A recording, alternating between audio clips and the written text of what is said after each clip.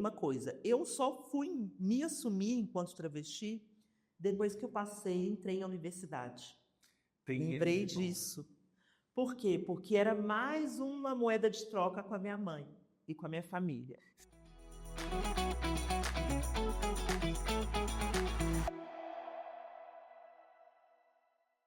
Bom, gente, boa noite mais uma vez. Também estou muito feliz porque a pessoa que vai estar aqui hoje, que vocês já sabem quem é, depois eu vou fazer uma pequena introdução, ela fez parte do Guardiã Armário também, né? O Guardiã Armário fez parte da vida dela, então trazê-la para o palco e poder contar a história dela também faz parte de um ciclo muito importante nas nossas vidas e carreiras.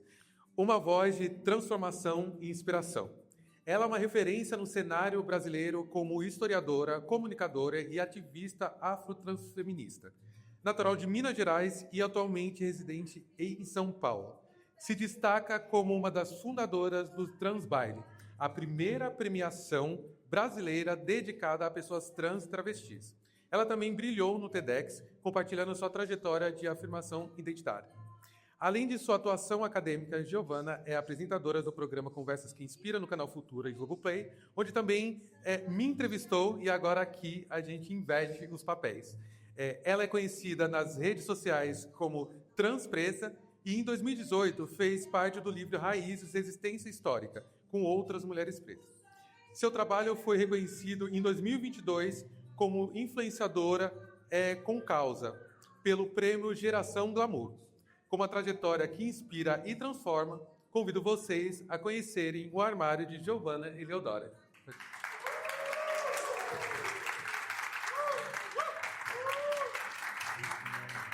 Quereu. Bem-vinda. Bom, Gi, obrigado pela sua generosidade de estar aqui com a gente. E antes de mais nada, para a gente poder começar esse papo, eu quero que você fale um pouco sobre essas músicas que a gente acabou de ouvir aqui, né? Quando a gente combinou de fazer esse projeto acontecer, eu te pedi uma seleção de músicas e a gente teve 2 músicas que tocaram já e tem uma terceira que vai vir por aí, mas eu quero que você fale especificamente dessa que você escolheu para a sua entrada e também sobre a primeira. Eu queria de mais nada agradecer a presença de todos vocês. Muito obrigada. Me sinto super abraçada de terem dedicado um tempinho para ouvir a gente, né? Esses dias tão corridos, ouvir as pessoas é difícil, né? É difícil, mas tão tanto aqui. Mas eu me sinto muito honrada e agradeço a você, que eu acho que sem dúvidas nenhuma está aqui, faz parte de um ciclo, né? Porque, para quem não sabe, eu acompanhava você, Samuel, no YouTube, quando eu ainda nem trabalhava na internet. E aí era meio que um referencial, assim, ver os seus vídeos no YouTube. E eu lembro que eu me inspirava muito, né? E que viagem eu estar aqui hoje sentada e a gente está concretizando isso. Verdade. E como historiador, eu acredito muito que o tempo ele é uma roda, né? Uma gira. Diferente dessa linha que fizeram a gente acreditar, de linha do tempo, eu acho que o tempo ele é circular, né? E nesse círculo todo fizeram com que a gente se encontrasse aqui. Fico muito feliz. Achei. Axé. E, bom, eu escolhi essas músicas, foi uma tarefa bem difícil, me pediram para escolher umas 5 músicas, eu falei assim, nossa, eu amo música, né? Então, já ia mandar várias, mas eu entendi que tinha uma proposta de trazer músicas que fizessem parte da minha história. Eu sou uma pessoa de Minas Gerais, naturalmente, e extremamente apaixonada pelo Clube da Esquina, e Milton Nascimento faz parte do Clube da Esquina, então eu sou, assim, louca com Milton Nascimento. E o Milton Nascimento deu a honra de participar do álbum de uma grande amiga ícone que é a a Lineker. E aí ele tem essa música com a Lineker e eu sou, assim, fascinada porque essa música me derrete toda. Então tava lá atrás, assim, chorona, assim, chorosa, nem parece que tá falando aqui de boa, mas é porque é uma música que sempre que eu escuto eu lembro muito da minha infância, assim, e do quanto que ela diz de uma forma muito potente do quanto que para ela vencer, para ela chegar na jornada dela, dói muito, né? E eu acho que para mim doeu muito para ser quem eu sou e para chegar até aqui. Esse processo de dor faz parte. E aí em seguida tocou Elza Soares, né? Que eu acho que para mim também é a mulher no fim do mundo e eu tive um encontro bem catártico assim com a Elza Soares num processo da minha transição. Não pessoalmente, nunca tive a honra de chegar perto e conversar com ela, infelizmente, mas de ir em shows. Então, como público, eu encontrei a Elza Soares na minha cabeça e eu estava num momento bem crucial assim do meu processo de transição. E aí tem algumas músicas dela, como Dura na Queda, que é assim arrebatadora na minha história. Então, a Elza Soares faz parte de toda a construção da minha mulheridade, do meu encontro comigo mesma. Então, tive que trazer, né? Obrigado por trazer essas músicas e uma novidade para vocês. Todas as músicas que estão sendo colocadas aqui no projeto Guardiã Armário Talk Show ao vivo vai fazer parte de uma playlist colaborativa, inclusive, com vocês ao final do projeto. Então, no último dia, venham, porque vocês vão ter acesso ao QR Code para ter acesso também a essa lista de músicas. E eu fico muito emocionado, também tocado com essa sua relação com o Milton Nascimento, também na questão da música, e com Elza Soares, que é muito parecido essa relação que eu tenho também com eles, né? Parece que eles, de fato, são os nossos avós, assim, nossos, sei lá, tem uma relação quase como divindade. Eu tive a oportunidade também de ir uma vez no show da Elza Soares, no começo da carreira no YouTube, o YouTube Black fez um evento, ela estava lá, e eu chorava do começo ao fim do show. Parecia que eu estava reencontrando alguém que já conhecia, assim, de tipo, que saudade. E Zeca Camargo me viu chorando sem parar, me convidou para ir para o camarim e eu tive vários conselhos para Elza Soares. Eu acho que se hoje eu estou em pé é por conta dessa mulher, e realmente ela é a mulher do fim do mundo, hein? A Shelley, arrepiei aqui, calcei vocês. Então a gente vai começar, porque você já trouxe um pouco sobre a sua origem, né, Minas Gerais. Eu queria que você contasse um pouco para a gente como que foi a sua infância, qual bairro onde você cresceu por lá, como é que era constituída a sua família. Conta um pouquinho para a gente, leva a gente para esse momento de infância. Então, eu nasci e fui criada no bairro de Belo Horizonte, Minas Gerais, que se chama Campo Alegre. Olha que ironia do destino, né? Um campo cheio de alegria, logo eu sendo uma criança que não era uma alegre, assim, sabe? Eu era uma criança muito reprimida. E eu entendo que eu era uma criança muito reprimida hoje porque tinha muitas expectativas sobre a minha existência. Eu sou filha de uma mulher preta e de um homem branco, e que ambos vêm de condições financeiras extremamente precárias, mas de alguma forma eles foram fundamentais para a construção de quem eu sou e eles esperaram muito pela minha chegada. A minha mãe, a gente tem uma intimidade tão grande desde muito nova, que a minha mãe, ela não tem muito escrache, sabe? De assim, ai, não pode falar palavrão, não pode ficar belava na frente da criança. Minha mãe era do jeitão dela e quebrava tudo. E aí, leonina, inclusive, então imaginem, né? E aí a minha mãe, ela me contava desde criança o momento exato que ela me fez. Não sei se é verdade, mas Ai, a gente quer saber como é que é isso. acho que não vem muito ao caso. Mas ela me contava, foi esse dia, tal e tal, tal, que aí eu e seu pai, aí eu fiz moção. Aí eu ficava assim, pavorosa. Que eu achava bem chocante, né? Mas por um lado também eu não entendia nada. Então hoje que eu acho pavoroso, porque eu era de anos achando aquilo normal. Tipo assim, isso aí, mãe, que legal. E eu contava na escola como se minha mãe me contou, então, sabe, assim. E aí a minha mãe esperou muito pela minha chegada. E ela, ao mesmo tempo que ela contava essa história, ela contava uma história também um tanto quanto problemática, que o meu pai não queria me ter, assim. Então ela falava, mas eu queria. E aí ela muito queen, né? Ela dizia, eu quis muito. O seu pai queria muito. Mas na hora eu falei que estava grávida, foi na certa. E foi nesse dia, tal e tal, tal, e aí eu ouvi aquilo e ela me contava que ela me esperou muito porque ela teve um aborto indesejado de outras gravidezes antes de me ter. Então ela literalmente esperou muito pela minha chegada e desejou muito. Ela teve vários problemas de saúde que impediam ela de gerar uma criança. Então, por isso que essas memórias para ela eram muito delicadas, assim. E nesse processo todo, ela falava que queria muito me ter e que justamente na minha gravidez ter tido vários problemas, ela não poderia mais ter filhos. Então eu sou sanguineamente dizendo filha única.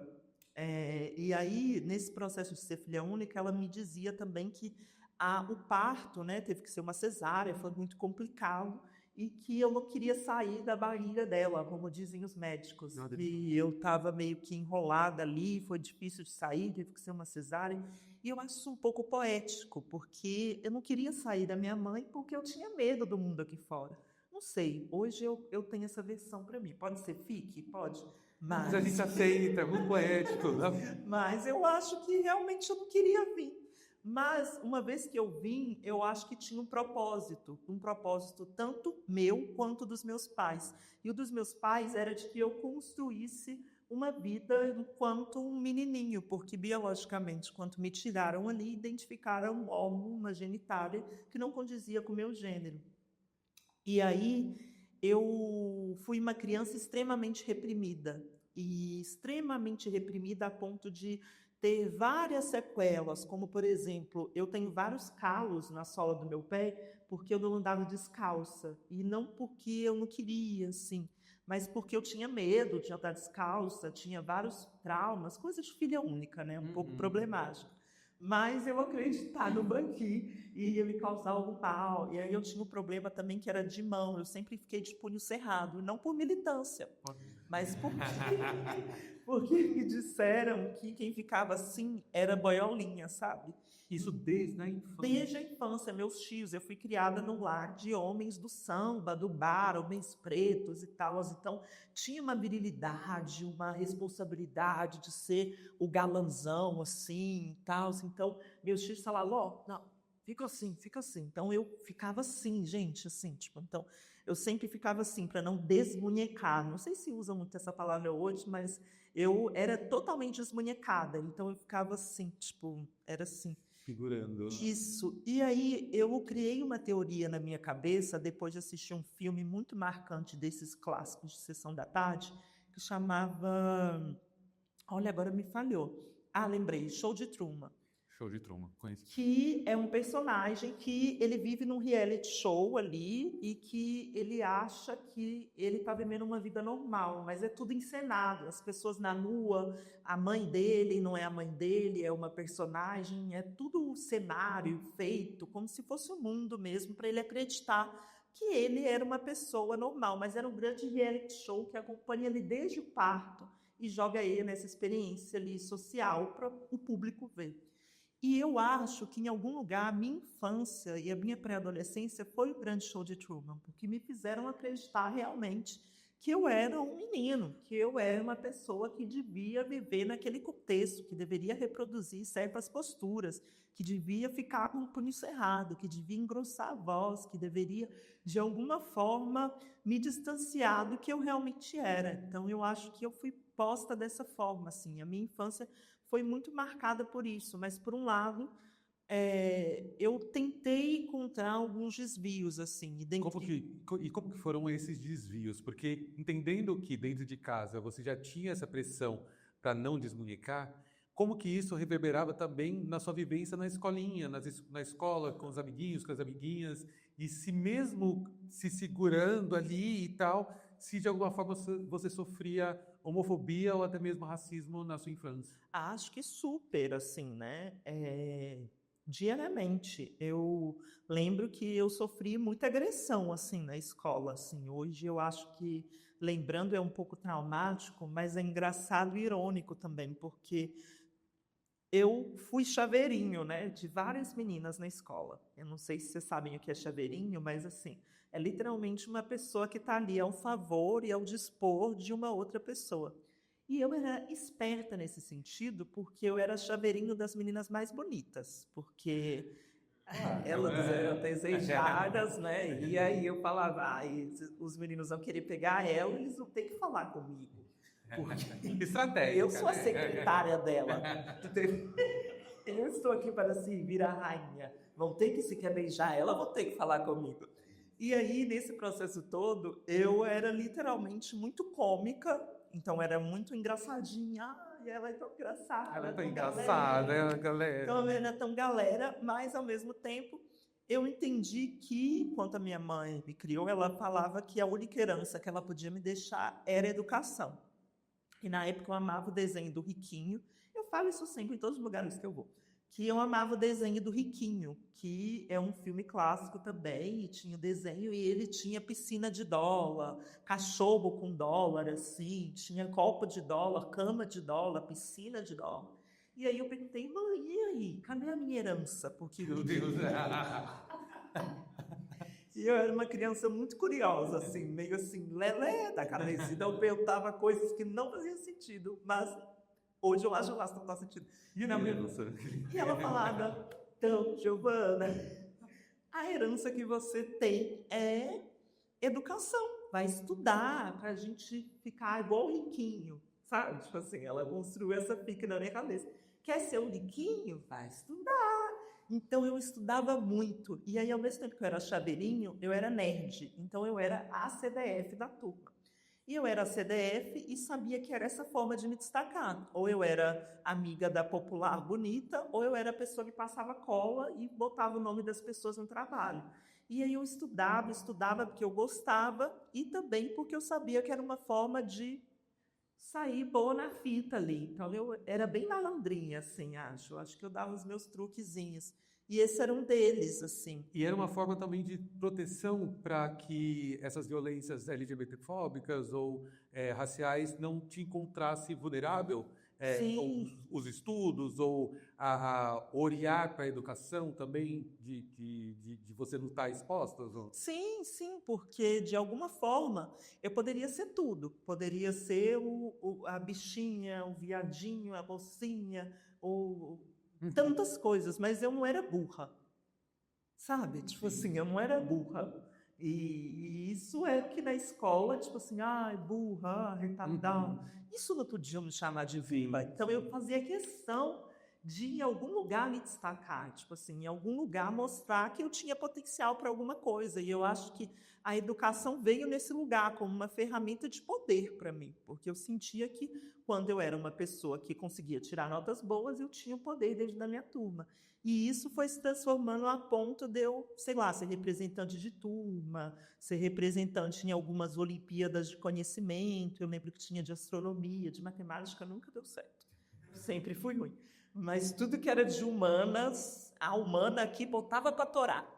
Gi, uma dúvida. Nesse processo, tanto de infância quanto de adolescência, você traz pra gente essa sua vivência na escola, já dentro desse lugar de ser chaveirinha das meninas ali. Mas eu me coloco a pensar se nesse momento você já se questionava sobre gênero, sobre sexualidade, ou se era algo que você vivia uma coisa na escola e dentro de casa você performava uma outra pessoa. Como é que era? Eu acho que era um pouco dos dois, porque eu literalmente disse que eu sou filha única, mas eu fui criada num grande terreno, num grande lote, com vários primos. Então, eu não tinha muito essa individualidade, né? Então, assim, ao mesmo tempo que eu era filha única, eu morava num barraco, minha tia morava no outro, minha avó morava na casa grande, pelos avós, e meu tio morava no barraco de cima, o outro tio no barraco de cima, um grande terreiro. E aí, nesse terreiro, eu ia percebendo com quem eu me identificava mais, e sempre foram com as mulheres. E automaticamente também, eu sempre fui muito apaixonada pelas minhas melhores amigas. E hoje eu entendo que eu era apaixonada por elas porque eu queria ser elas. Então, em algum lugar, eu me apaixonava por essas meninas, assim, ai, nossa, ai, que bonitas, porque elas expressavam o que eu queria ser, não por físico por si só, mas porque elas exalavam uma energia, emanavam algo que não me pertencia e que eu queria pertencer a isso, mas eu não podia, porque eu vivia esse grande show de Truman, assim. Sim. Então eu estava todo o tempo tentando performar uma coisa que eu não era, tentando ser uma coisa que eu não era. E aí tem uma mirada de chave, porque no projeto social, dentro da minha escola, que eu vim de escolas públicas, surgiu uma oficina de teatro. E você tinha quantos anos? Eu acho que eu estava na primeira, segunda série, não sei quantos anos se tem. Pré-adolescente? Tá. Mas que ali eu lembro que teve uma primeira experiência minha concreta com a arte, que foi de fazer Arca de Noé, de Vinícius de Moraes. E aí tinha um personagem que todo mundo queria fazer, que era o leão, né, da Arca de Noé. Sim. E aí eu falei assim, eu tenho que fazer esse leão. E aí eu falei, vou fazer esse leão. E aí eu me envolvi muito com o teatro. E aí, descobrindo e fazendo esse leão, eu descobri que eu podia ser outras coisas, literalmente mesmo. Mas na outra mostra seguinte do teatro, eu lembro que eu fui uma árvore. Eu ficava assim. Você foi uma árvore, amiga. Que desafiador. Assim. Ficava... E aí tinha uma roupa de tronco, sabe? E umas folhas, uns papel crepom verde na mão. E aí eu achava aquilo muito genial. Não gostava tanto, não vou mentir, que ia ser outros personagens. Sim. Mas eu achava legal porque eu sentia que eu era uma árvore. E quando eu fui sentindo que eu era uma árvore, que eu era um leão, na minha cabeça eu senti que eu podia ser eu mesma. Então a arte foi me trazendo para mim assim. Então eu vivi essa dualidade assim. E eu brincava muito com a minha mãe, porque meu pai trabalhava o dia inteiro, brincava muito com a minha mãe e com a minha irmã, que é a minha prima, Tainara. E aí a Tainara ela é 3 ou 4 anos mais nova que eu, então ela era minha boneca. Nossa, fazia tudo com a Tainara. Pintava, vamos esfaquear o Tainara, e pintava, vamos fazer esse penteado, e fazia o penteado. Vamos pintar as unhas, e pintava as unhas. Tudo que eu não podia fazer em mim, eu fazia nela. E aí, depois eu acho um pouco problemático. Mas na minha infância, aquilo era tudo. Tudo para tudo. Eu dava tudo de mim. Tudo, não sobrava nada. A Tainara ficava impecável. Amiga, me diz então, dentro desse processo de autoaceitação e de entendimento, quando que você começa a questionar a sua sexualidade, seu gênero e começa a falar com as pessoas? Se tem uma pessoa específica que você conversa, se tem referências também que você acaba acessando, seja familiar, seja fora, como que é essa sua jornada? Então, eu era muito curiosa e muito medrosa. Eu era uma criança muito medrosa e reprimida. E a minha avó, na Semana Santa, Minas Gerais, tem várias culturas, assim, procissão, encontrar, receber a santa. Então, a santa ficava uma semana lá em casa, depois ia para a casa da vizinha, coisas desse tipo. E aí tinha uma época na Semana Santa que tinha que a morte de Cristo, então não comemos carne, tampamos os espelhos, vestimos com roupas escuras, nada de luz, e eu amava essa época, porque eu não me via no espelho, tipo assim, eu não via o meu reflexo. E eu gostava muito, porque eu achava tudo muito escuro, dark, tipo assim, sei lá, na minha cabeça aquilo era muito legal. E aí... Mas é interessante pensar essa noção do reflexo, né? Sim, de você não querer se ver sim. E aquilo ali te fez bem naquele período. Sim, porque eu tinha medo do espelho. E aí depois eu fui entendendo isso, porque eu cresci conversando com uma moça toda semana, até assim, não por muito tempo, mas uma moça que eu ia toda semana conversar com ela enquanto eu brincava. Que eu sei que era uma psicóloga, né? E que a minha mãe me levava porque eu era, né? E aí, então teve esse processo de te levar para terapeuta? Teve, porque eu era muito diferente das crianças, eu era muito diferente dos meus primos. E eu era muito diferente ao ponto de ficar evidente. Sabe quando vocês verem uma criança LGBT e você fala... E a criança só tá brincando, tá nem aí pra nada, mas eu era essa criança, entendeu? Eu dava tudo de tudo. E aí, era para dançar em festa de família, eu tava dançando, tava quebrando, tava brincando, tava me jogando. E aí, eu falei que eu tinha medo, por quê? Porque isso me assombrava muito, assim como outras coisas. Dentre elas, Vera Verão. Nossa, fala sobre essa relação com Vera Verão. Medo da Vera Verão, medo de assim, chorar, de não querer ver, de não querer ficar no escuro. Então, quando passava na TV, eu morria de medo. E isso também foi um dos motivos de me levarem para terapia. Né? Hoje eu sei, né? Na época, para mim, eu brincava com uma moça. E achava super legal que a moça me perguntava as coisas, eu ia brincando ali de leve com as coisas, e ela tá perguntando e eu brincando. Mas a relação com a Vera Verão, do medo, era o medo de parecer a Vera Verão? O que tinha? Medo mesmo, eu tinha medo da Vera Verão, do Michael Jackson. Meu Deus! Tinha medo de negros. Tinha, gente, tinha. Eu era muito cagona. E aí eu tinha medo da Vera Verão, lembro do Michael Jackson e de tudo que de alguma forma fugisse um pouco da norma, ou tudo que fugia da masculinidade, sabe? Tipo assim, que eram homens negros, mas que fugiam do estereótipo. E aí minha mãe me levava na Tia Maria, que Deus a tenha, Tia Maria, que era a benzedeira na família. Não sei se vocês tinham, mas em Minas tinha essa tradição. E aí ela rezava, jogava bebê. Eu amava, achava tudo também. E aí achava ela icônica. E ela sempre... E aí que a Tia Maria, minha mãe me levava para me benzer no ponto ao Michael Jackson. Imagina a cena. Eu lembro que assim, os amigos mais íntimos sabem dessa história. E às vezes eu usei uma coisa da Vera Verão. Como se eu fosse me assustar hoje, né? Mas era engraçado porque eu me identificava, mas ao mesmo tempo eu tinha medo. Então era uma nuance do tipo, pode, não pode, não, medo. E eu chorava mesmo, tipo, de ter medo. Então era muito cagona. E aí eu continuava no teatro e explorando o teatro. Nesse processo, quando eu fui chegando ali já na pré-adolescência, adolescência, aí eu descubro um outro projeto social que chamava Valores de Minas, que era um programa do governo que dava passagem, alimentação e aulas de teatro, dança, artes visuais e circo. Ali, o babado, ali eu comecei a ver gente que era muito parecida comigo.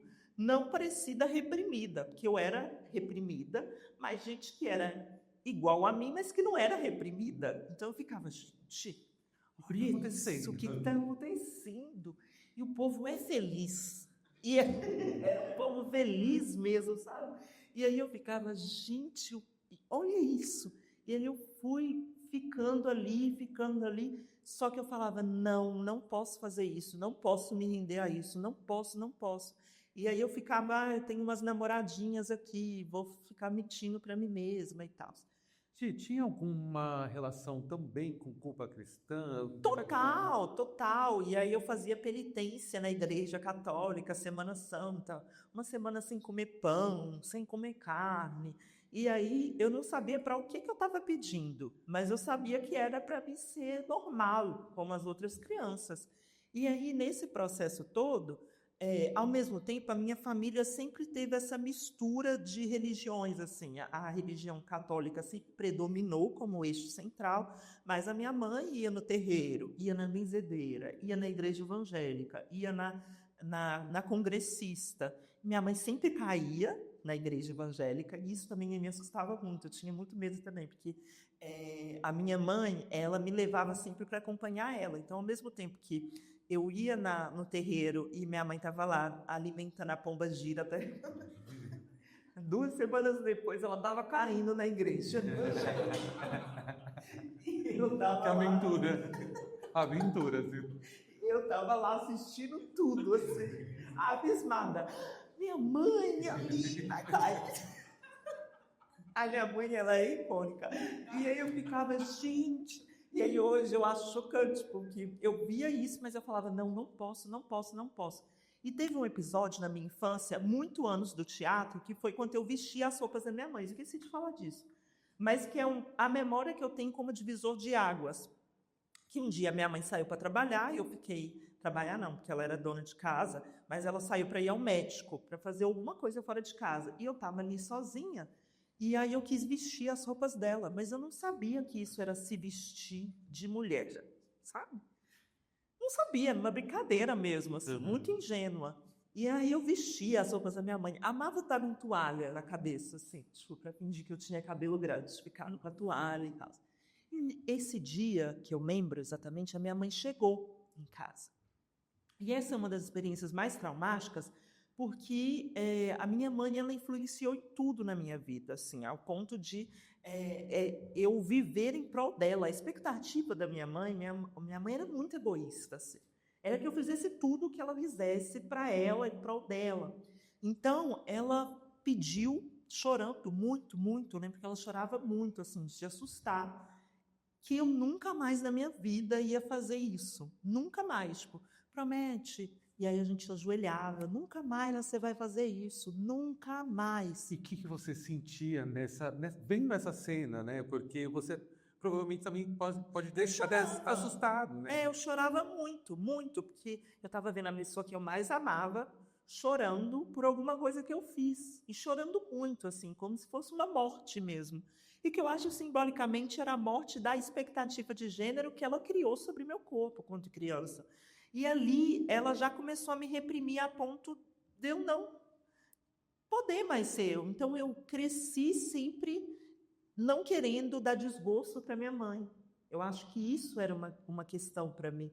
E aí, isso aconteceu ali na minha infância mesmo, quando a gente volta agora para esse momento que eu estou ali nesse projeto social, no teatro, mais tarde, o que acontece é que eu queria muito ficar com um menino. E esse menino, no teatro, ele pedia muito para ficar comigo. E outros meninos também pediam.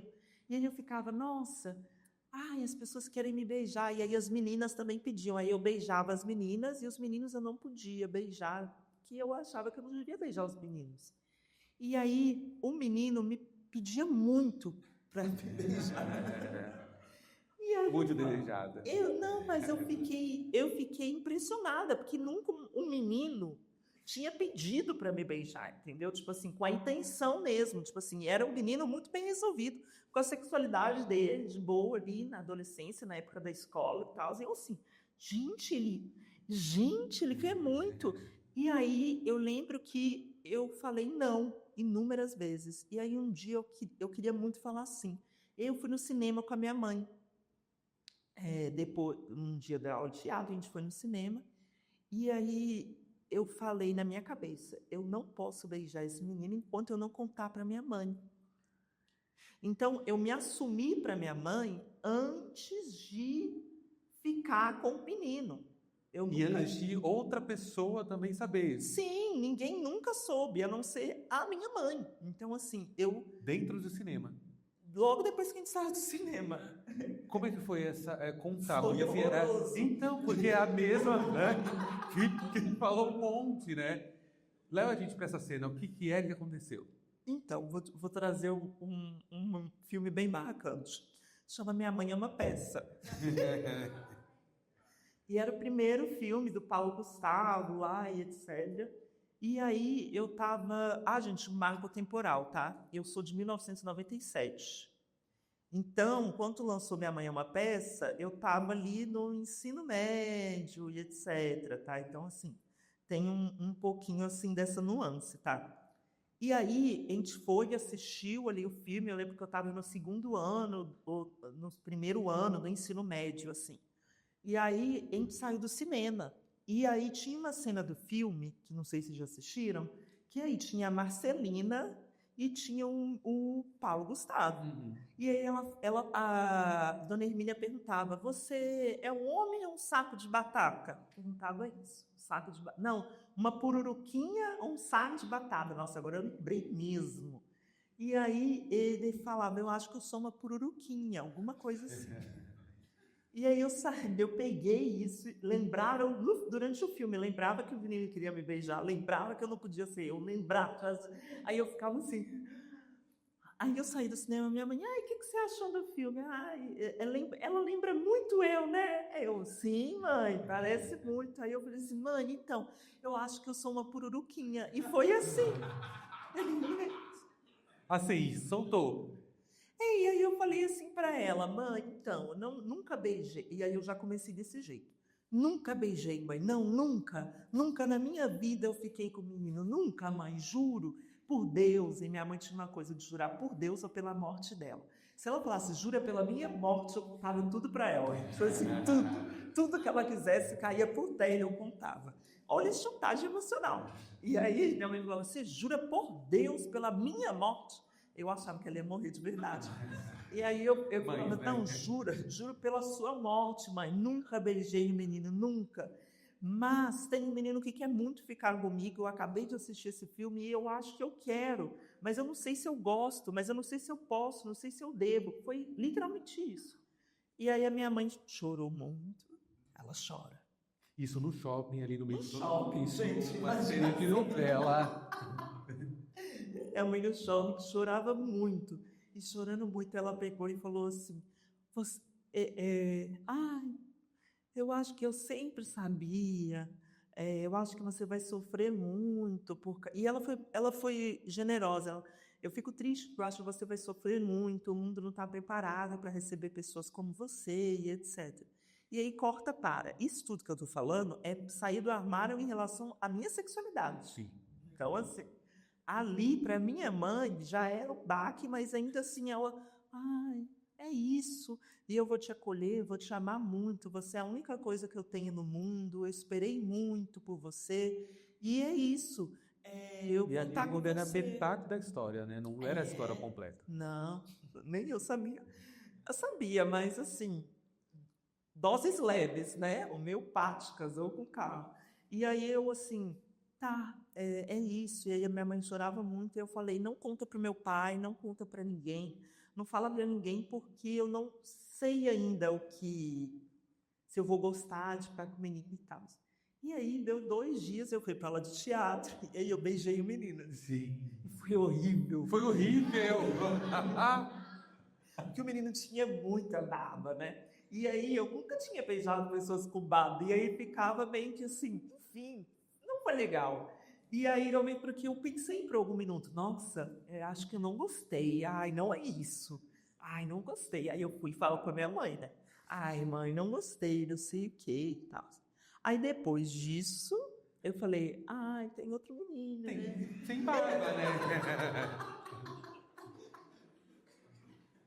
Aí eu fui beijando, fui sentindo, né?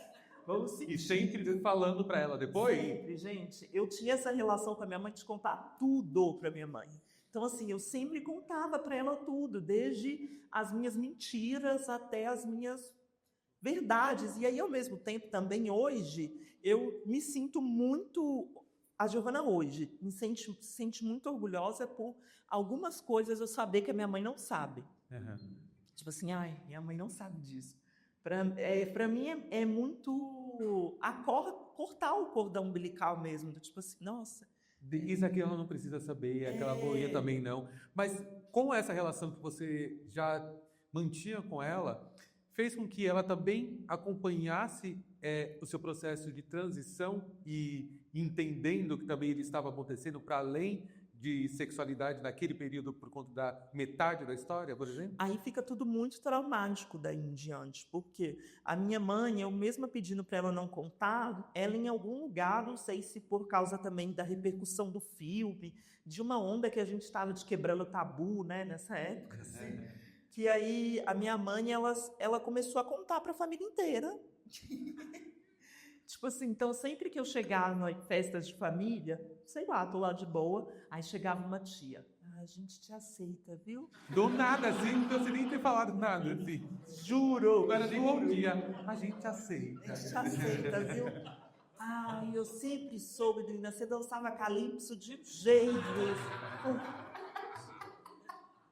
E fazia assim, jogava para trás. Aí eu, tia. Aí eu olhava para trás, minha mãe.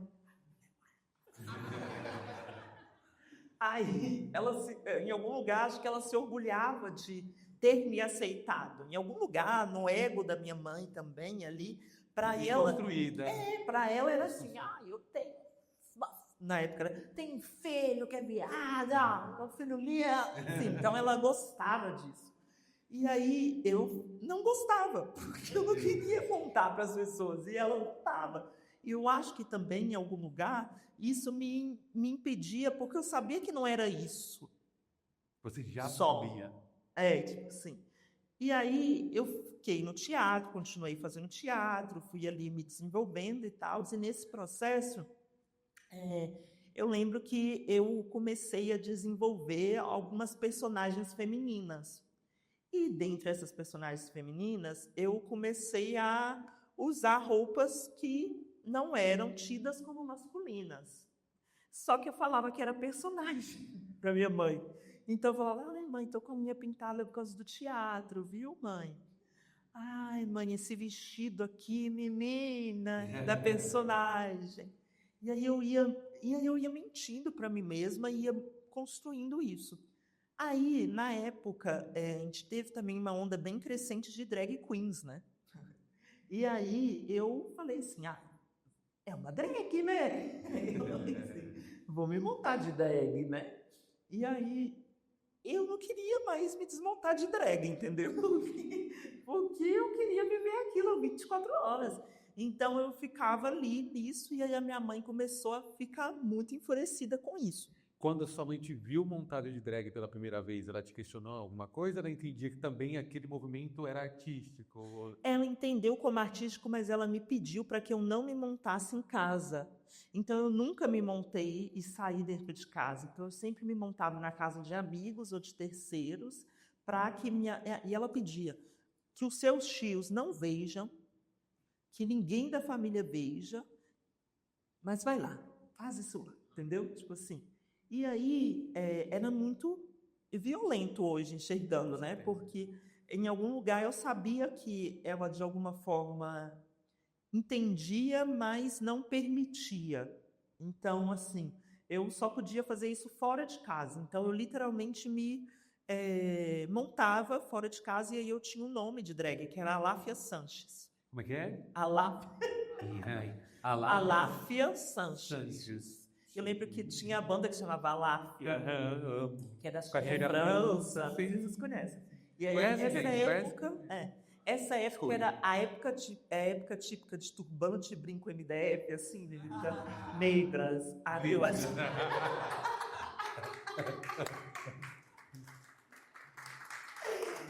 de encontros de cacheadas, encontros de crespas no parque. E eu ia montada. E aí, essa época eu falei, minha drag tem que ser afro, né? Aí eu escolhi esse nome e ia me jogar e tal. E aí eu comecei a ganhar um dinheirinho como DJ. E aí eu encontrei uma outra desculpa para minha mãe. Um dinheirinho assim, R$100, R$50. Eu, mãe, então, olha aqui, eu tô assim, mas eu ganhei R$50. Eu tô assim, mas eu ganhei R$100 hoje. E assim, às vezes a maioria das vezes era consumação. Ganhei bebida. Aí era louco, porque era meio que esse jogo de pode, não pode, pode, não pode, pode, não pode. E aí foi ficando assim, inconcebível, porque eu não conseguia mais controlar isso, assim, né? E aí chegou um ponto que eu precisei de ter uma conversa séria, assim, com a minha mãe, assim. E aí, nessa conversa séria, ela pediu para que eu enfim, lembrei, tem uma coisa, eu só fui me assumir enquanto travesti depois que eu entrei na universidade. Lembrei disso. Por quê? Porque era mais uma moeda de troca com a minha mãe e com a minha família. Sempre tinha que ter esse lugar de compensação. É isso, mas porém é aquilo. Isso. Igual na escola. E aí na época da faculdade, eu lembro que eu passei no Enem, numa universidade pública, mas que eu não, uma federal, mas que eu teria que sair de Minas Gerais. Para minha mãe isso era inconcebível. Você nunca vai sair da minha casa, você nunca vai morar longe, você não vai. E eu não recebia R$50, né? Aí eu falava, poxa, vai ser difícil. Aí eu falei, não vou. Aí eu lembro que eu tentei ProUni. E no ProUni eu tentei a PUC Minas, que era a principal universidade privada de Minas Gerais. E aí eu passei de primeira ali na PUC Minas e entrei para o curso de História, que era um curso que eu queria, na verdade, fazer teatro e comunicação, mas eu já estava nessa área, já estava ali com a galerinha da arte, a galerinha de Chileleiro, chamava na época. Aí eu já estava com essa galerinha cirandeira, e eu falei, e agora eu vou para a história, porque também pensava, minha mãe acho que vai gostar mais. E aí fui para a história. E aí eu fui também tentando buscar um pouco da minha história, da minha família, da nossa ancestralidade, tem todo o porquê de eu ter feito e escolhido esse curso. Mas eu entrei na universidade no meu primeiro, segundo período, eu namorava uma menina e eu já tinha me assumido para minha mãe como bissexual. Olha, sou muito louca, né? Mas eu me apaixonei por uma menina e a gente teve um relacionamento por um bom tempo. Enfim, e ela foi extremamente fundamental no meu processo de transição. Porque aí ela falava, ai, por que você engrossa a voz? Ai, por que você faz isso? Ai, você devia se vestir assim. Ai, não, enfim, ela me abria mil possibilidades. E aí, Então nunca foi uma questão para esse relacionamento que você tinha. nunca foi. Ela que me, assim, tirou do armário, para ser sincera. E ela falava, ai, acho que você não está sendo você. Eram discussões nesse sentido, não de brigas, mas assim, ela falava, eu sinto que você esconde alguma coisa, mas eu não sei o que que é. E eu também, em algum lugar, por mais que eu sabia, eu também não sabia.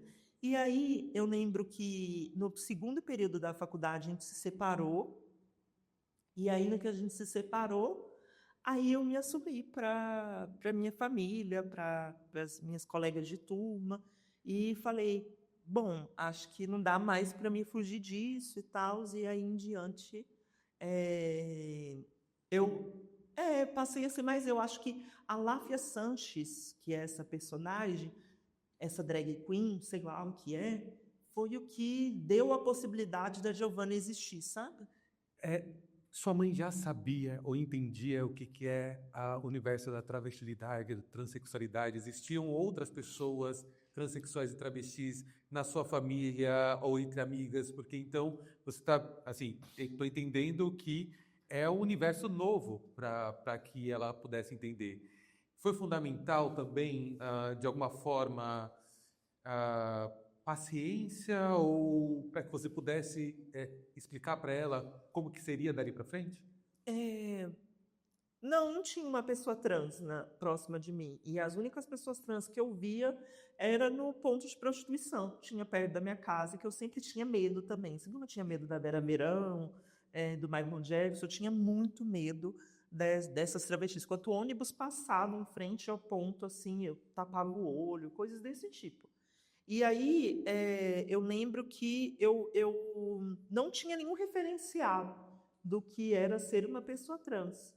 Então, também, isso é um ponto bem tocante, porque em algum lugar as pessoas dizem muito sobre uma certa ideologia de gênero e etc., ou uma influência.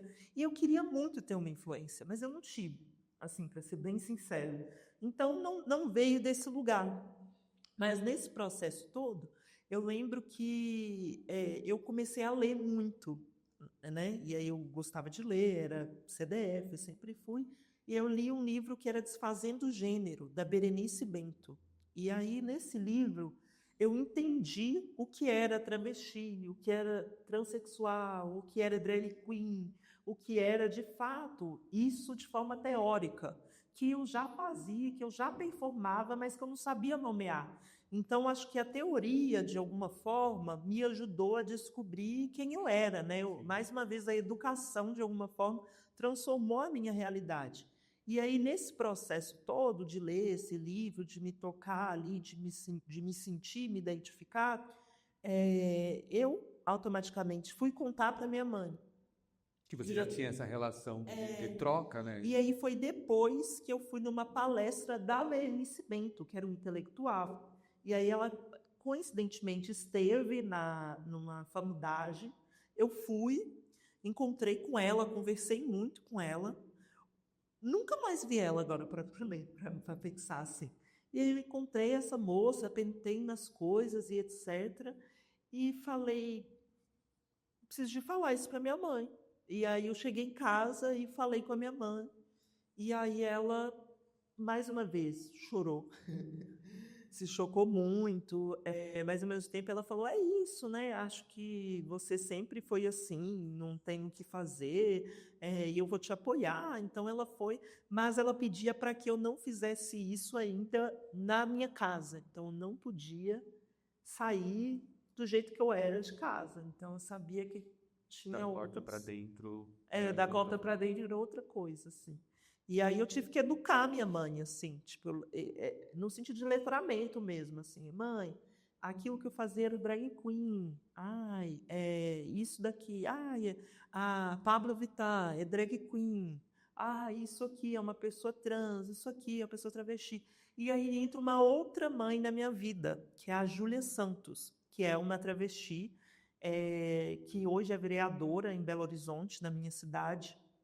E a Júlia Santos, eu chamo ela de mãe porque ela pegou no meu braço muito antes de eu transicionar, quando eu ainda era drag queen, e ela me pegou assim pelo braço e falou assim: menina, deixa eu te contar.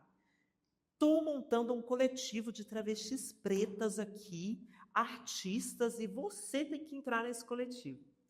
E aí eu virei e falei assim: ai, moça, por favor, né? Eu não sou travesti, não vou roubar lugar de fala. Lugar de fala bombava nessa época.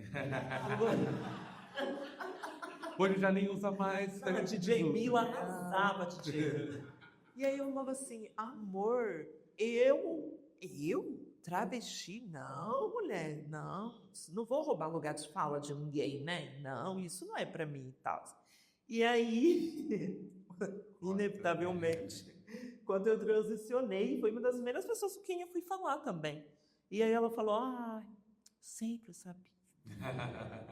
Não era à toa aqui, né? Aí ela conversando comigo, me ensinou, assim, tudo assim, que eu sou hoje, assim, de letramento, de fundamento, eu acho, assim, de travestilidade, de mulheridade, de pertencimento, de reconhecimento. E ali eu comecei a me formar e me construir com travestis pretas que tinham vivência, tinham bagagem, que tinham experiência da rua, né? Eu estava ali dentro da universidade acadêmica, mas eu convivia com travestis que estavam na prostituição, que estavam à margem da sociedade, que estavam em outro lugar em que eu não estava. Então, eu trocava com elas quase que diariamente. A gente construiu um coletivo que chamava Pretas, que era o coletivo que eu não quis entrar.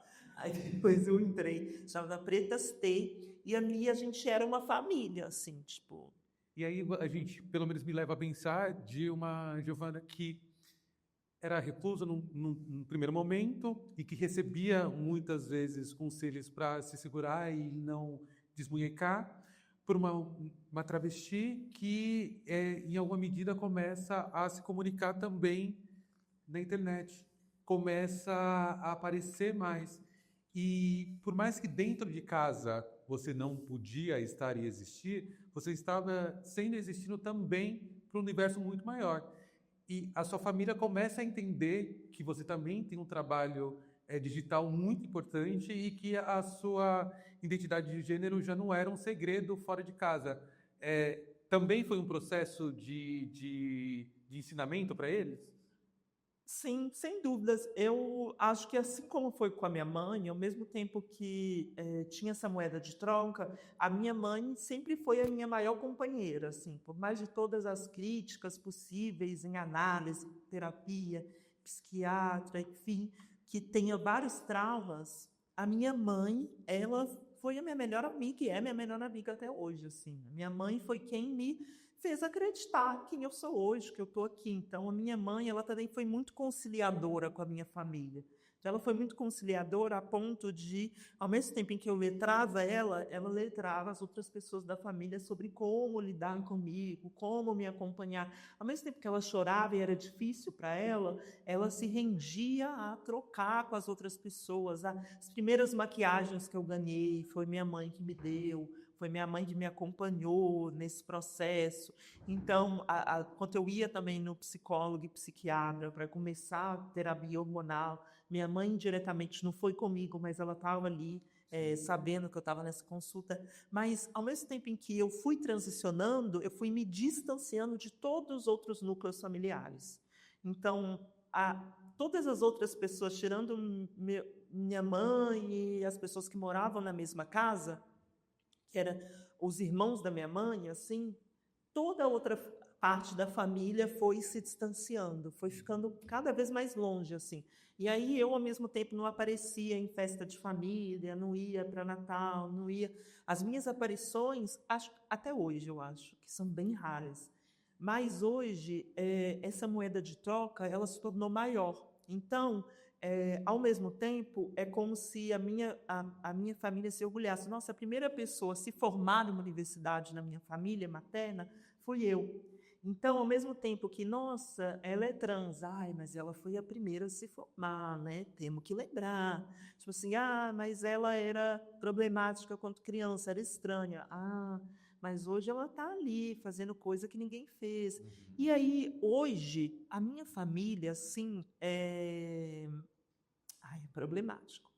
Mas a minha família puxa muito meu saco, assim. Tipo assim, num nível sufocante, assim. Tipo, ai, Giovana, ai, você não toma nesse copo, né? Isso é tão chique, menina, que você não... Ai, não, a gente fica até sem graça de te receber, É até um etc. exagero, né? É um exagero que me distancia mais ainda da minha família, porque eu sinto que eu não sou naturalizada, é como se eu fosse um ET, assim, sabe? Ela Tipo tá assim, assim, Ananá chegou, Jordana, sim. é tipo isso, assim. E aí isso me distancia até hoje. E aí, depois da faculdade, veio a internet, o meu trabalho como comunicadora. E aí ficou mais, mais distante ainda. Ficou assim, um lugar que é uma moeda de troca do tipo assim, as pessoas, elas não me maltratam, mas elas não me tratam como pessoa. Tipo assim, normal, comum. E aí, ao mesmo tempo, as pessoas ficam, mas você não queria ser aceita? Eu nunca quis ser aceita, eu sempre quis ser respeitada. E eu acho Tem uma que grande tem diferença. uma grande diferença, porque eu sinto que, ao mesmo tempo que elas me, né, de alguma forma estão, eu te aceito e tal, eu sinto que a minha família não me aceitaria se eu não tivesse aqui hoje, por exemplo, falando com vocês. Se eu não tivesse tido todos os ganhos. Informado, se eu não tivesse tido seguidores na internet, se eu não tivesse sido premiada, se eu não tivesse sido reconhecida, se eu não tivesse um programa na TV, se eu não tivesse... A minha família não lembraria de mim. Como assim. acontece com outras mulheres trans e travestis, quando não conquistam esses lugares também. E eu estou muito curioso para saber de um detalhe que está passando, assim, né? A figura paterna da sua vida fez parte de alguma história na sua vida e soube da transição? Teve uma relação ou não teve? Teve e não teve, assim. O meu pai, ele sempre foi muito ausente, não porque ele foi comprar cigarro e sumiu, mas porque ele trabalhava muito. Então, meu pai era quem trazia o dinheiro para dentro de casa e ficava o dia inteiro fora. E o meu pai, ele concluiu o ensino básico, o ensino fundamental, quando eu era criança, pré-adolescente. Então, meu pai estudava no EJA. Então, ele trabalhava, tipo, 8 horas, de 6 da manhã até as 18, 19 horas, ia para a escola e saía de lá 10, 11 horas da noite. Então, eu já estava dormindo quando meu pai chegava em casa. Então, eu não lidava com o meu pai muito. Mas, todos os fins de semana, meu pai tradicionalmente ia para a casa da minha avó paterna. E nessa ida dele para a casa da minha avó paterna, eu gostava muito de brincar com as minhas primas e com as mulheres da família. E eu nitidamente sempre brincava de boneca, maquiagem, coisas ditas como femininas. E o meu pai sempre foi uma pessoa muito envergonhada. Eu sempre acreditei na minha cabeça que meu pai tinha muita vergonha de mim. E essa vergonha era a ponto de, assim, às vezes minha mãe terminava de fazer meu pai saía cedo, nos fins de semana que ele ia para a casa da minha avó, tipo 5 da manhã. Porque eu ainda estava dormindo, não tinha acordado, e ele ia sozinho para não ter que me levar. Sabe? Tipo assim, para a família não ter que me ver, tipo assim, para mim ficar escondida, sabe? Para mim ficar na penumbra. Fora isso, que quando minha mãe terminava de fazer almoço, vai lá chamar seu pai no bar, assim. E aí eu chegava no boteco, meu pai, assim, meu pai nunca, ele nunca, não sei, eu sinto que ele nunca fez muita questão de mim. E aí a minha mãe, com toda a alienação parental dela, é claro, me fez acreditar que ele não queria me ter. Então, assim, desde criança, eu acreditei que meu pai não era uma presença. Sim. E aí, com o processo de transição, com o meu processo dentro da universidade, meu pai sempre me incentivou muito. E esses incentivos dele era, vai fazer concurso público, o sonho dele era que eu fosse concursado. Vai fazer concurso público, vai trabalhar, você se formou e tal. E aí eu lembro que, quando eu estava ali no meu processo de transição, teve um momento muito marcante que ele falou assim, para mim é muito difícil te chamar por esse nome, mas eu me comprometo de agora em diante em te chamar de Giovana. E aí, dali em diante, eu acho que pela primeira vez eu senti a presença do meu pai, porque desde então o meu pai é presente na minha vida, assim. Então ele, tipo, por exemplo, tem a minha família, Eliodoro, do interior de Minas. Quando eu vou lá, o meu pai faz questão de me levar em todos os bares. Olha, isso é engraçado. Todos os lugares. E aí meu avô chamava Rincha Égua, era o apelido dele. Como Chamava é que é? Ismael, mas o apelido era Rincha? Rincha Égua. Rincha Égua. De égua que chama. E aí o meu pai é o Rincha Éguinha, sabe? Conheço no interior de Minas. E aí, o meu pai é bem conhecido ali nessas regiões por ser filho do Rincha Égua, ser o Rincha Éguinha. E ter uma égua como que eu acho que a minha risada também tem um pouquinho disso. E aí que ele se orgulha muito. Então ele tipo assim, Giovana, você tem que vir aqui. Não, você tem que vir. E aí ele quer me pôr. E aí é muito diferente. Se tem a parte da minha família que puxa o meu saco, o meu pai é um lugar de orgulho que é surreal, assim. Ele, tipo, o olho dele brilha e ele chora. Meu pai chora. Meu pai é um homem que chora muito. E aí, às vezes, uma vez que eu fui lá na casa dele e ele olhava para mim e ele, essa é a música do Gil, e chorava. E chorava. Olha, isso é linda demais. Né? E chorava. E aí hoje a gente tem uma relação, a gente conversa todo dia ali por WhatsApp e tal, a gente tem uma relação próxima e ele se orgulha muito de mim, mas eu acho que ele sentiu que ele estava me perdendo, assim, tipo... E aí ele voltou atrás e hoje a gente tá junto, assim. Então ele se orgulha muito. Se orgulha muito também do homem negro, meu marido chama de homem negro. E aí que ele fica assim, não, vocês têm que conhecer o homem negro. E aí ele fica assim, não, esse aqui ó, a marida dela aqui, ó, não, minha filha, linda demais, as meninas lindas. E aí ele fica muito empolgado, assim. Então, a gente tem uma relação hoje bem presente, mas não era assim. Que importante ouvir isso e que bonito perceber que vocês estão todas conectadas e conectadas aqui hoje, se identificando muitas vezes com o que está sendo dito aqui. E a gente vai para uma parte agora do nosso momento de talk show, que é sobre a vida de quem a gente está entrevistando para além do recorte LGBTQIA+, mas também que tem a ver com as trajetórias. Eu te pedi algumas fotos para que você pudesse me mandar e eu fiquei muito surpreso com as fotos que você escolheu. Fiquei muito feliz e a gente vai comentar sobre essas fotos e vocês também já vão preparando aí para trazer para a gente os relatos de vocês de Saída do Armário e também as perguntas que vocês querem fazer. Mas, sem mais delongas, eu quero saber dessa primeira foto que a gente vai ver aqui e você vai explicar o que a gente está vendo na foto e por que você escolheu ela. Nossa! Então, né? Nossa, chocante. Eu não tenho problema com fotos antigas minhas ou de antes da transição. Tem muitas pessoas trans que têm problemas. Tem E é até interessante falar sobre isso, porque não é uma regra, né? Tipo, na sua vivência, você não tem relação de ódio com o seu passado. Não tenho. Eu lido muito bem com o meu passado. A minha única questão é, depois que eu transicionei, e aí tem umas fotos minhas horríveis, antes de alguns procedimentos, né?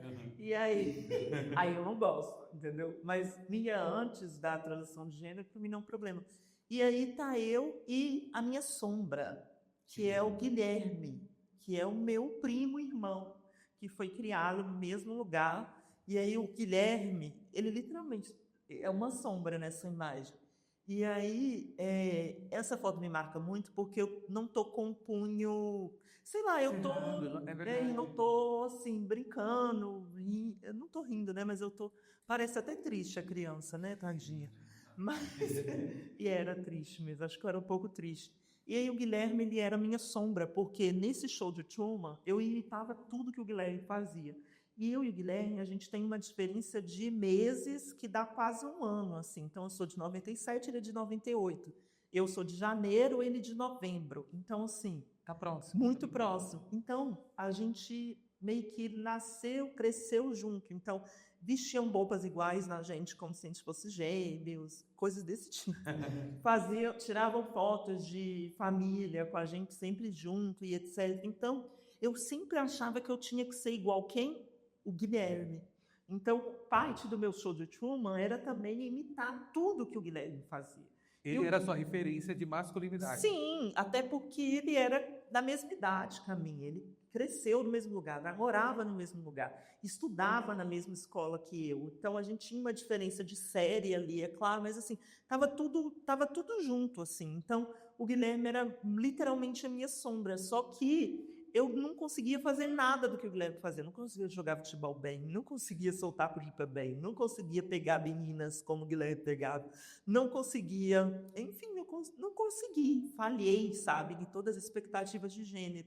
E essa foto me marca muito porque ele literalmente está como uma sombra para mim. Eu acho que é a representação mesmo do que ele era, assim. Sim, sim. Vamos para a segunda foto. Diga pra gente quem nós estamos vendo na foto, que momento é esse e por que ele se tornou tão importante, né? Aqui a gente está vendo, inclusive, personagens que você trouxe pra gente, pessoas que você trouxe pra gente. Essa daí é minha mãe, a Leonina, chocante, ela é chocante. Ela é. E aí, a minha mãe e o meu pai. Esse foi o dia da minha formatura na PUC, em História, e foi um dia muito marcante para mim, acho que não só para mim, mas para minha família, assim, porque eu acho que ali é como se eu tivesse nascido de fato, assim, para eles. É como se eles tivessem reconhecido a Giovana, sabe? Como se eu tivesse entregado a moeda de troca que eles tanto queriam, sabe? Tipo assim, toma, agora você. E aí meus pais estavam muito felizes, assim, tipo, tanto meu pai quanto a minha mãe, assim. E o meu pai, por exemplo, só foi estudar, concluir o ensino médio quando eu também estava na escola. A minha mãe estudou até o terceiro ano, assim, do ensino fundamental, né? Minha mãe nem chegou ao ensino médio. Então, para eles, tinha uma glória que talvez a minha família e meus ancestrais nunca tivessem chegado, assim, sabe?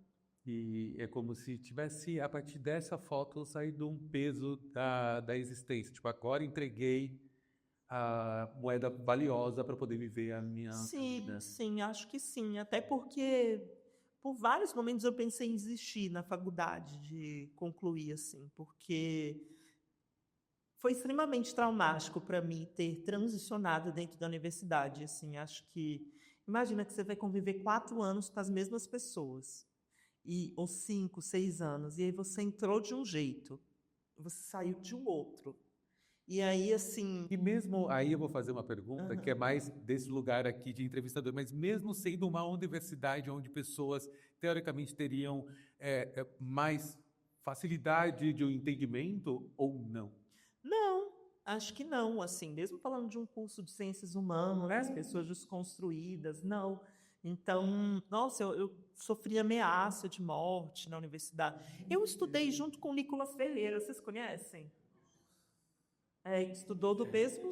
Sim, a gente estudou juntos, assim, tipo, a gente convivia no mesmo campus, ele fazia disciplinas no mesmo PET que eu, e já confrontou comigo várias vezes, assim, tipo, cara a cara mesmo, antes dele ser quem ele é e eu ser quem eu era, assim, a gente conviveu bastante. Então, só isso acho que dá para vocês entenderem Nossa, como é a sou graduação. Ivete, viu? Então, Sou falar para o Ivete. professor, por exemplo, olha, meu nome é que nome social tem os dois nas chamadas, o nome de registro e o social. Hoje eu já sou retificada, isso não é mais uma questão. Todos os meus documentos constam meu nome, mas na época tinha um nome do lado do outro na chamada, e eu falava, professor, por favor, me chama no início da aula, eu chegava lá, sim, pegava ele no corredor, chama meu nome, por favor, e tal. E aí Nunca chamou. Era de propósito, assim, tipo, e aí vários embates, assim, hoje eu sou muito imbativa, eu sou todo estereótipos da negra barraqueira, e assumo muito, sou mesma, mas nessa época eu era, tipo assim, as pessoas que reagiam por mim, e eu acho que eu tive colegas e amigas, aliadas na minha turma, que foram fundamentais, tipo assim, as pessoas erravam meu nome, meu pronome, eu abaixava a cabeça. E aí eu tinha amigas que falavam, não, é a Giovana, você tem que chamar ela assim. Eu tinha amigas, por exemplo, que iam na minha casa, meus familiares erravam meu nome. Não, você está chamando ela errado. Então, assim, essas pessoas foram muito importantes para mim no meu processo de formação, não só acadêmica, mas de formação enquanto pessoa, sabe? Sim. E cuidaram também, né, de Sim. você nesse processo. E nós temos mais uma foto também que você trouxe, e essa é mais recente, né? Inclusive, temos vários símbolos para além do que a gente está vendo na tela também, acho que sua cachorrinha também. Sim. Então, conta pra gente dessa foto. Então, o Conversas que Inspiram é um programa que a gente gravou há um tempo atrás e que a gente nem sabia o que que era, assim, tipo... Chamaram a gente, tem a câmera ligada, vem cá. E aí foi mais ou menos isso mesmo, assim, a gente não sabe para onde vai, o que vai dar e tal. E aí, ocasionalmente, esse ano, por vários processos, etc., resultou na estreia no Canal Futuro e no Globoplay. E aí o projeto está sendo hoje indicado a premiações e etc., e para mim é um grande divisor de águas, assim, porque assim como eu me formei como historiadora, eu também fiz cursos, né, à parte como comunicadora, como apresentadora, e para mim isso é um resultado muito grande, assim, desse processo. Acho que isso é bem marcante para mim. Então eu trouxe essa foto que é bem recente, inclusive, porque é um reflexo do que eu estou vivendo, assim. Eu acho que, para além dessa foto, acho que vale trazer também o Transbaile, né? Qual que é a Sim. ideia por trás do Transbaile? Acho que é interessante também trazer você na Dia TV, né? E todos os projetos que você criou enquanto comunicadora, historiadora, ativista, e o quanto que isso também é importante para a nossa comunidade e constrói legado, né? Constrói cultura. Me fala um pouco sobre o Transbaile. O Transbaile nada mais nada menos é do que uma plataforma fruto de um encontro, assim, dentre essas encruzilhadas de São Paulo que eu tive com a Biel Pereira, que é uma irmã, assim, que me acolheu quando eu cheguei em São Paulo há 4 anos atrás. Eu literalmente, assim, fiquei na casa dela por várias vezes. Ela foi uma mãe, assim, uma figura que me lembra muito, inclusive, as mulheres da primeira família, fisicamente mesmo, assim. E eu e ela, a gente se encontrava muito em trabalhos, publicidade, marca, evento, blogueiragem, mídia, imprensa. A gente sempre se encontrava em vários lugares. E aí a gente foi ficando amiga, cada vez mais próxima. E aí a gente falou, poxa, você percebeu que se não é eu, é você? Se não é você, sou eu? Ou às vezes é nós duas e não tem mais ninguém? É claro que sempre existiram outras pessoas trans dentro da mídia e desse imaginário, mas muitos dos lugares que a gente acessava eram Só lugares que eram só nós, assim, e esses lugares eram extremamente distantes também do que a gente tem como imagem da mídia, né? Tipo assim, mas a gente está falando mesmo de talvez alguns bastidores mais íntimos, assim, que faziam com que a gente se sentisse muito excluída. E a gente pensou, poxa, como a gente pode tornar esse ambiente mais inclusivo? Como a gente pode não ser as únicas, né? E aí o Transbaile nada mais nada menos era do que uma ideia da gente se encontrar para celebrar a nossa existência, um grande baile. E aí eu falei, vamos fazer um baile, uma festa e papapá e tal. E ela falou assim, mas eu acho, amiga, que a gente tem que ter um propósito. Então devia ter uma premiação, devia ter não só uma celebração, mas um reconhecimento de pessoas que não são reconhecidas e que não estão na mídia. Então, o Transbaile surgiu como uma premiação para a gente honrar pessoas trans que não estão só no meio cultural, né? Claro que a gente tem várias amigas próximas mesmo. A Érica, a Aline, Querurias, Maju, que são amigas que já estão na mídia, que já acessaram. Mas existem, por exemplo, pessoas como a Marcela, como o Benício, que são empreendedores, são homens trans, mulheres trans, identidades que não são vistas, que não Que são não estão na mídia, reconhecidas né? e que não estão na mídia mesmo, tipo assim, e que são ótimos profissionais, assim, tipo, sei lá, o Benício, por exemplo, ele tem um negócio, ele participou do Shark Tank também. Olha só. E aí ele participou do Shark Tank, ele é um homem trans, afro-indígena, que eu não fazia ideia de quem era. E assim, a gente sempre está conhecendo pessoas novas, mas que ele tem um negócio que chama Tupiocas, que ele criou uma massa de tapioca pasteurizada com várias outras coisas, tipo massa de tapioca com creatina, com coisas assim desse tipo, sabe? Não sei explicar o negócio dele não, ele que sabe.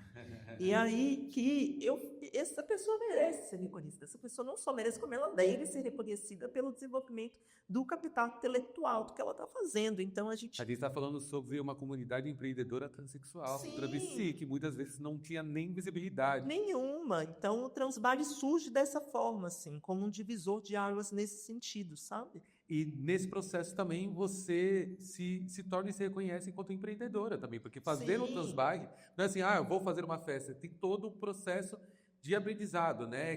Também e de contatos também com marcas para poder fazer tudo isso acontecer. Como que foi?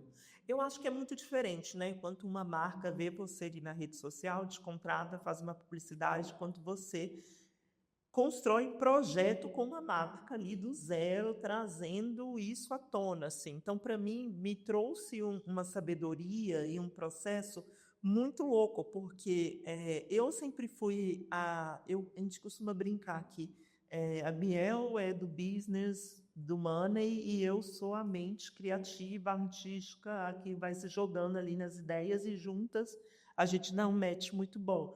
E nesse processo a gente descobriu que a gente é um pouco dos dois, assim, ambas, né? E eu descobri nessas negociações e nessas trocas que a diversidade não é mais uma questão para as marcas não querem mais investir na gente. Mas as marcas não podem negar que a gente é boa no que a gente faz. E aí é uma moeda de troca, mais uma vez, que é inevitável, porque tem muita gente, independente de ser cis, de ser não ser hétero, tipo assim, que está entregando coisas medíocres. Coisas... Abre as suas redes sociais aí. Gente que entrega coisa assim, podre. Amiga, olha essa qualidade. Sabe? Está entendendo? As pessoas não fazem. E as pessoas não fazem isso. E aí, nesse processo, a gente vai descobrindo e vai reconhecendo as nossas potências e vai usando também ferramentas de acesso, porque eu não quero conversar e negociar mais com quem é que me manda um press kit de uma marca. Eu quero conversar com quem tem poder de decisão.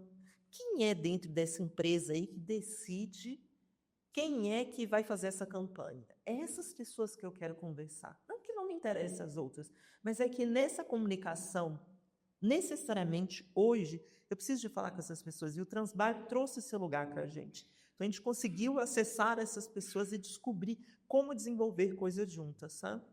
E uma última foto que essa me pegou de surpresa também, que eu não imaginei que você fosse colocar. Amo! Esse dia eu tava nova. Olha. Mas eu trouxe essa foto porque eu disse que é um grande... Vocês me pediram fotos de momentos da minha vida. E aí tinha muitos momentos da minha vida, assim, que eu não poderia ficar horas falando. Mas eu pensei, gente, tem um momento da minha vida que faz muito sentido, que é o nosso encontro hoje. E aí eu pensei em outros encontros que a gente teve, e eu lembro que esse dia foi um encontro muito marcante, porque foi quando eu estava começando a vir mais para São Paulo, mudando de fato, e eu lembro que eu encontrava pessoas que eram realmente, e são ainda, inspirações para mim. Você era uma dessas pessoas, e é uma dessas pessoas. E aí eu lembro que, quando eu morava em Minas, em BH, eu ficava falando, gente, eu quero muito um dia participar do Guardei no Armário. Sabe, coisa desse tipo, assim? E aí hoje a gente está aqui, e aí é foda, porque eu sou uma pessoa, particularmente, que eu não falo, muitas das vezes, por mais que eu tenha pessoas muito importantes e talentosas ao meu lado, eu me preocupo muito em cuidar delas afetivamente, né? Do tipo assim, ai, amigo, isso, aquilo, dia a dia, correria. E eu nunca paro para poder falar, poxa, amiga, você é muito foda. E aí, essa imagem para mim, esse nosso encontro, também vem desse lugar, que você é muito foda, o que você faz é muito potente. É extremamente importante, não só para a minha, para a sua história, para a história de muitas outras pessoas que vão ser conectadas e impactadas por isso. Então, eu acho que, fundamentalmente, nessa roda do tempo, eu tinha que trazer essa imagem, né? Então, eu fico... é sério, porque a gente não fala, sabe? Muitas vezes, nesses encontros, nas idas, nas vindas, o quão foda é o que a gente faz, sabe? E eu sinto que você precisa cada vez mais de reconhecer isso. Não que você já não reconheça, mas cada vez mais mesmo, sabe? Eu sou tão chorão quanto seu pai, viu? Então, eu tô aqui chorando. É muito especial para mim ouvir e também saber que a gente está nesse momento aqui. É um momento de troca, de talk show, mas é um momento também de celebração, porque foi como eu falei para você ali antes da gente estar nesse palco. Manter um projeto por 10 anos não é fácil, né? A gente não tira um projeto da cartola e fala, olha, estou fazendo ele acontecer, mas quando a gente tem ao nosso lado pessoas que acreditam, pessoas que estão aqui, né, que estão sendo parceiras, né? Hoje eu tenho, mais uma vez, na plateia, uma parceira muito importante também nesse momento, a Luana do Mais Preto também, que veio para cá, que em breve você vai receber também o presente que a gente preparou todo especial para você, mas é isso, a gente não conquista nada sozinho. Se eu não tivesse tido a confiança e a generosidade das pessoas que foram no canal também para darem as suas entrevistas de saída do armário, porque entenderam que eu não estou fazendo as perguntas de um olhar distante, como muitas vezes a própria branquitude fazia com pessoas pretas e periféricas quando retratavam a gente de forma totalmente estereotipada, ou mesmo como autores de novelas faziam com personagens LGBTs. Existe esse lugar de reconhecimento também, né? Enquanto pessoas pretas, enquanto as pessoas LGBTs, e esse cuidado para que a gente seja acolhido. Então, muito obrigado pela sua fala e por todos que estão aqui. E é isso, você preparou também um momento especial agora no fechamento, uma música de Urias. Por quê? Ai, nós é de Minas, né? Ela é lá de Uberlândia e eu sou de Belo Horizonte. Sim. E aí a gente é muito amiga, assim, muito irmã e muito antes de tudo, assim, acho, de mídia, de palco, de câmera, de holofote, a gente tem uma intimidade, uma troca muito profunda e ela é uma das pessoas que sempre me fizeram acreditar muito em mim, assim como de alguma forma eu acho que a gente se fez acreditar muito uma na outra. Então, essa foi uma das músicas que eu escolhi, Sim. porque para mim é fundamental, assim, honrar as pessoas que celebram a nossa existência, né? Porque eu acho que a gente tem uma dificuldade também de honrar as pessoas que estão aos nossos lados, e eu digo isso da forma mais sutil possível, sabe? Porque quando a gente começa, sei lá, um projeto, uma ideia, qualquer coisa, às vezes o mais difícil é ter o reconhecimento e a valorização de quem é seu amigo e está do seu lado. Parece mentira isso, sabe? Quem é que está do seu lado ali, às vezes, é o mais difícil de ser a pessoa que vai te apoiar e vai te incentivar. E, por mais que seja o mais difícil, ela é uma das pessoas que sempre esteve comigo, em todos os momentos mais improváveis. Então, eu sou muito grata e por isso foi uma das músicas que eu escolhi. Muito obrigado. E daqui a pouco a gente já vai ouvir essa música. Na semana que vem a gente vai ter o último episódio do Guardiã Armário, dessa temporada do Guardiã Armário, talk show ao vivo, aqui no Sesc Consolação. E vai ser muito especial que nós teremos o Rodrigo França, que é um grande amigo pessoal também, uma inspiração para mim, para muitas coisas do que eu faço hoje. Me ver escritor é me enxergar nele também, me ver criativo é me ver nele também. Então, a gente vai ter uma oportunidade única de aprender muito com essa pessoa que tem feito história na teledramaturgia, no teatro, nas comunicações e na literatura infantil. Então, acho que ele faz parte de uma reconstrução de histórias de infâncias pretas, infâncias LGBTs, que é a PN+, e de criatividade. E eu encerro esse momento, então, com Urias e te pedindo um abraço. Ah, Obrigado. obrigada.